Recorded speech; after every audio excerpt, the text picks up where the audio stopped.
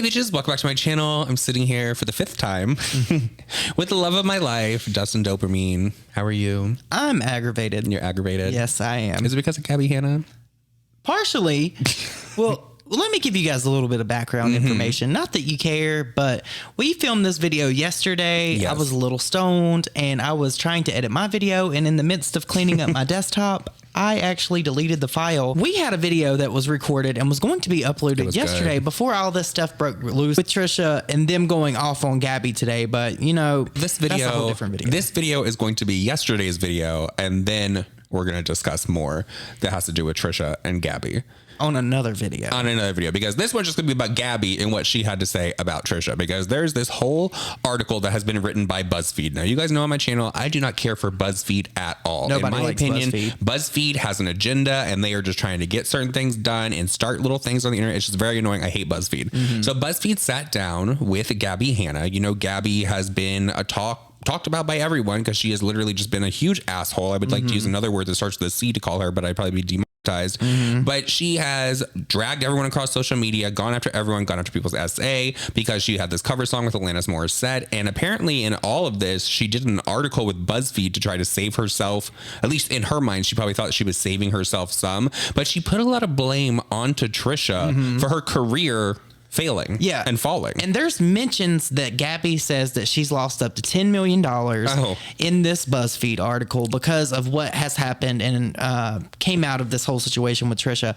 Now, I just want to say, I've been saying it for a long time. Gabbie is not relevant as she used to be because Gabbie does not put out the content she used to do.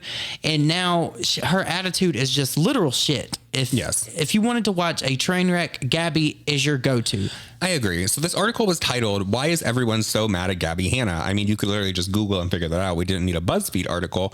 But in part of it, and the part that everyone is talking about, is the blame that she tried to place on to Trisha. And she says, imagine you had a friend 6 years ago who to this day is contacting your employers, contacting everyone you know, and trying to ruin your reputation. That's the part she was talking about Trisha. And then she says, I lost sponsors, I lost a record deal, I lost my friends.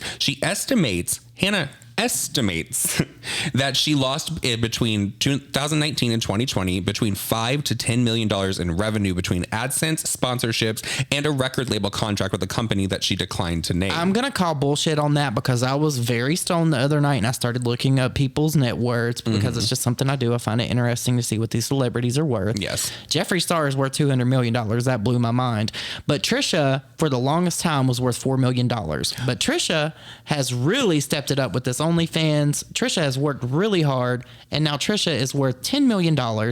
And okay, that's all fine and good though. But do you know, like, Gabbie literally thinks that her and Trisha have been friends for like the longest time. You know, the first time that I ever heard anything like Gabbie and Trisha in the same sentence was when Gabbie sat down and did that whole Instagram story where she was saying and she was clearly talking about Trisha. We all saw the screenshots and all of that, which caused a lot of drama between Trisha and Gabbie. So I don't know where this friendship is that everyone is supposed to know about online, because I'm really beginning to believe that it's just in Gabbie's head. And that she's one of those people that you could talk to somebody one time and instead of saying, hey, that's an acquaintance, I met them, that's cool, or whatever, she thinks that everyone that she meets in her life is going to be her friend, and they are her friend. Gabbie at this point, like, she needs to remove herself because she is causing so much havoc with so many different people.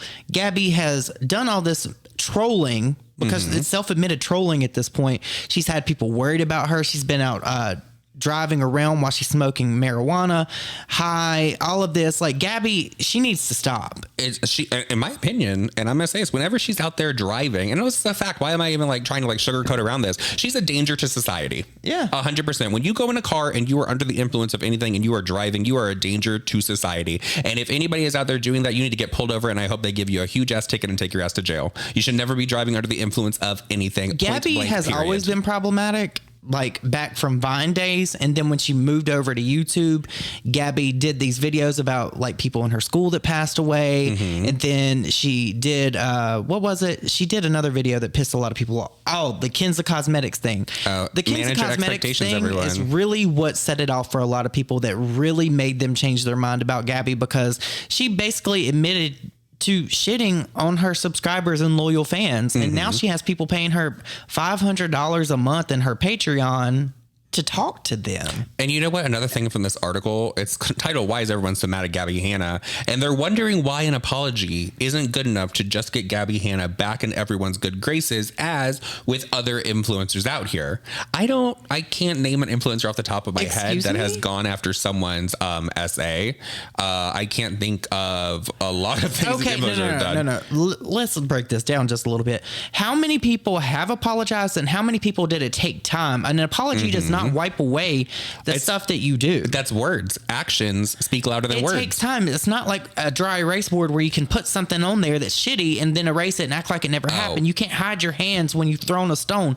That's not how that works. And I think that Gabbie thinks that if she issued some apology, that it should be that way, but that's just not how it works. Why has she always got to be the exception? Why can't she ever take it accountability for her actions? She's literally sitting here blaming Trisha for losing up to $10 million in the past year, when in reality it's just that people are not into her the way that they were before. Like, why can she not just take accountability for that? Well, I hate to tell Gabbie, her views and all that were down before the whole drama started with Trisha. Yeah, 100%. Down bad. But everyone's views have been down. Let's be honest. Yeah, to be fair. Some more than others, but an apology is just not going to... First of all, an apology is jack shit. Okay. Anyone can sit down in front of a camera and be like, "Hi guys, so I feel really bad about doing this. I'm so sorry," and do their little apology. You have to put actions with your words. Listen, otherwise you're just blowing smoke. Listen, I know that Gabbie is friends with, I think, Daniel Prada, and she was friends with Joey and all them. And I think Laura is too. Laura Lee is if you ask me for my opinion, I think that Laura Lee has worked her ass off 100%. To really show herself in a better light and be better and like grow from the situation that she was in and all that drama. She needs to talk to Laura Lee.